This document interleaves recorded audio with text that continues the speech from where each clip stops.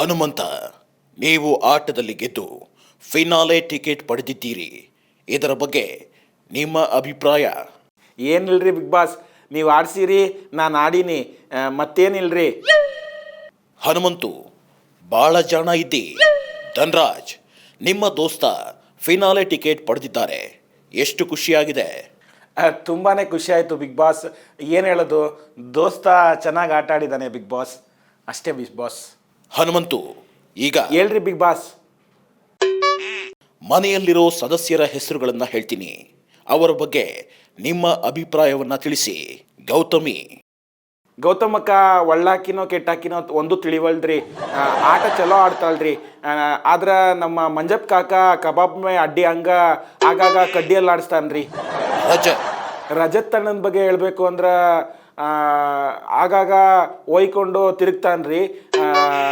ಇದು ತೋಳಲ್ಲ ತೊಲೆ ತೊಲೆ ಅಂತ ತಿರುಗ್ತಾ ಇರ್ತಾನ್ರಿ. ಉಗ್ರ ಮಂಜು ಅಲಿಯಾಸ್ ಮ್ಯಾಕ್ಸ್ ಮಂಜು.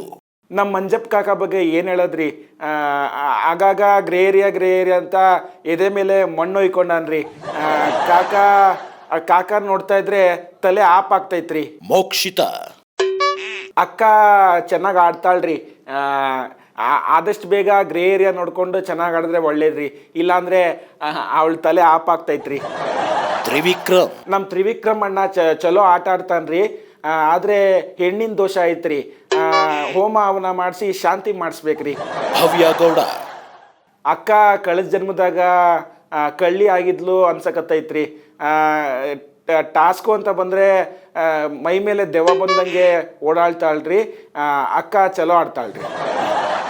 ಫೈನಲಿ ನಿಮ್ಮ ದೋಸ್ತ ಧನ್ರಾಜ್. ದೋಸ್ತನ ಬಗ್ಗೆ ಏನು ಹೇಳಬೇಕು ತಿಳಿವಲ್ದ್ರಿ. ಚಲೋ ಆಟ ಆಡ್ತಾನ್ರಿ.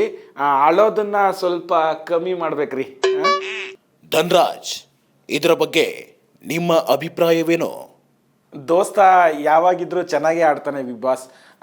ದೋಸ್ತಾಗೆ ಫಿನಾಲೆ ಟಿಕೆಟ್ ಸಿಕ್ಕಿರೋದು ತುಂಬ ಖುಷಿ ಆಗ್ತದೆ ಬಿಗ್ ಬಾಸ್. ಅದನ್ನೆಲ್ಲ ನೆನೆಸ್ಕೊಂಡ್ರೆ ಅಳು ಬರ್ತಾಯಿದೆ ಬಿಗ್ ಬಾಸ್. ಅಳೋದ ಬಿಗ್ ಬಾಸ್? ಅಳೋದ ಬಿಗ್ ಲೇ, ಅವನು ಹೇಳಿಲ್ವೇನ್ಲೇ ಅಳಬೇಡ ಅಂತ? ಎಲ್ಲಿಂದ ಬರ್ತಾರ ಬಿಗ್ ಬಾಸ್?